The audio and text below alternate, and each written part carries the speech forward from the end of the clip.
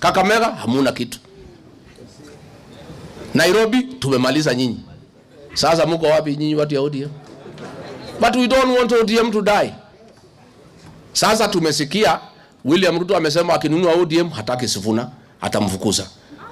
Edwin Sifuna, I want to tell you my brother, you are a good leader. Ukifukuzwa na William Ruto, you are welcome to DCP. Sifuna akuje asikuje. Sifuna is a great senator in Nairobi.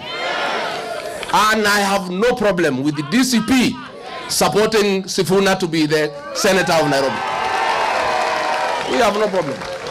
Si ndio? William Ruto amesema hata huyu Babu Owino akinunua ODM akwe.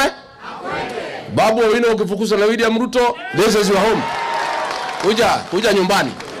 Si ndio? And DCP is a party for Kenyans, patriots. Great leaders like Sifuna has space hapa. And if you feel uncomfortable in DCP, Babu and Sifuna, come to Wiper, our partner, no problem. But nyinyi watu ya ODM mkifuata William Ruto hapa Nairobi, hakuna hata kiti hata moja mtapata, because kura ya William Ruto ni 24,000. Iko inakona hapa Lang'ata. Sasa nyinyi mnajua Kalonzo ndio amekuwa akisaidia nyinyi. Sasa mnafuata Ruto. Ruto hana chochote Nairobi. Yeah? Lang'ata tutashinda. Yeah.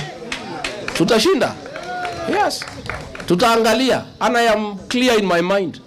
Where Wiper is strong, we support Wiper. True or false? True. Where DCP Kenya is strong, we support them. True or false? True. Where DCP is strong, they support us. Si ndio?